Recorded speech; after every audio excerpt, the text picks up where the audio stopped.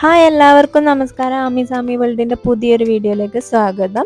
ഞാൻ വന്നിട്ടുള്ളത് ഇന്ന് ക്രീമി ചിക്കൻ കറി അല്ലെങ്കിൽ നമ്മുടെ ചിക്കൻ കുറുമയുടെ റെസിപ്പി ആയിട്ടാണ്. അപ്പം നമുക്ക് വീഡിയോയിലേക്ക് ഒന്ന് പോയാലോ?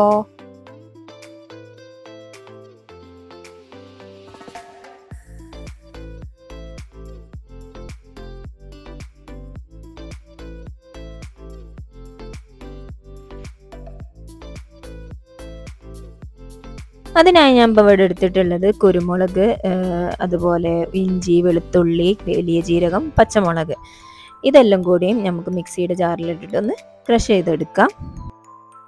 എന്നിട്ടത് മാറ്റി വയ്ക്കുക. ഞാൻ പാന് ചൂടായതിന് ശേഷം അതിലേക്ക് നമ്മൾ ഓയിൽ ഒഴിച്ച് കൊടുത്തിട്ട് അതിലേക്ക് ഞാൻ കറാമ്പട്ട, കറാമ്പൂവ്, ഏലക്കായ ഒക്കെ ഇട്ടിട്ട് കൊടുക്കുന്നുണ്ട്. ജസ്റ്റ് ഒന്ന് ഇളക്കി കൊടുക്കുക. അതിനുശേഷം അതിലേക്ക് ഞാൻ 2 വലിയ ഉള്ളിയാണ് കേട്ടോ ഞാൻ എടുത്തിട്ടുള്ളത്. സവാള അത് ചോപ്പ് ചെയ്തത് അതിട്ട് കൊടുക്കുക. എന്നിട്ട് ഒന്ന് വഴറ്റി കൊടുക്കുക.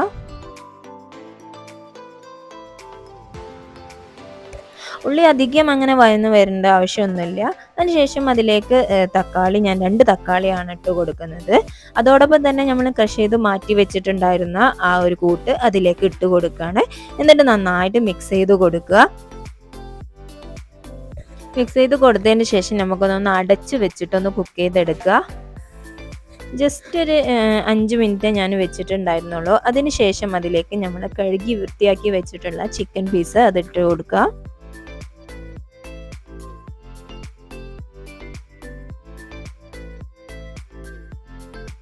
ഇനി അതിലേക്ക് ഞാൻ 1/2 ടീസ്പൂണ് കൊറിയൻഡർ പൗഡർ, മല്ലിപ്പൊടി, അതുപോലെ 1/4 ടീസ്പൂണ് മഞ്ഞൾപ്പൊടി, പിന്നെ ഞാൻ ഇട്ട് കൊടുക്കുന്നത് മുളക് പൊടിയാണ്. അതും 1/4 ടീസ്പൂൺ ഇട്ട് കൊടുക്കുക. എന്നിട്ട് നന്നായിട്ട് മിക്സ് ചെയ്ത് കൊടുക്കുക. വല്ലാണ്ട് മസാലകളൊന്നും ഇതിലേക്ക് ചേർക്കുന്നില്ല. എന്നിട്ട് നന്നായിട്ട് മിക്സ് ചെയ്ത് കൊടുക്കുക.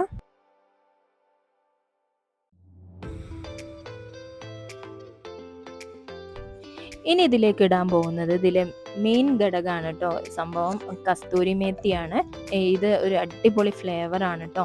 ഇത് ഒഴിവാക്കാൻ പറ്റാത്ത ഒരു സംഭവമാണ്.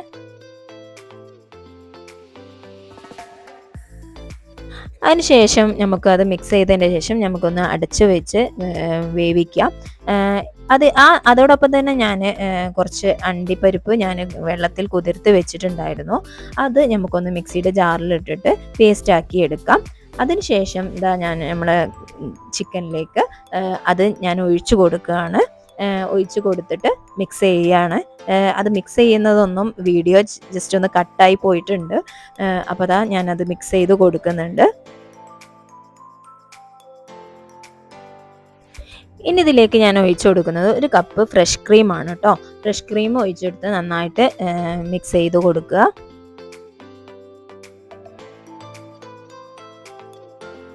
ഇനി ഇതിലേക്ക് കുറച്ചുകൂടെ കസ്തൂരി മേത്തി ഞാൻ ഇട്ട് കൊടുക്കുകയാണ്. അതോടൊപ്പം തന്നെ ഞാൻ സവാള വഴറ്റുമ്പോൾ ഞാൻ സോൾട്ട് ഇട്ടിട്ടുണ്ടായിരുന്നു. അത് ഞാൻ പറഞ്ഞിട്ടുണ്ടായിരുന്നില്ല.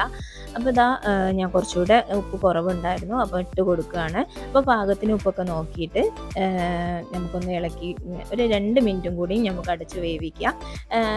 ഇപ്പം സംഭവം റെഡി ആയിട്ടുണ്ട്.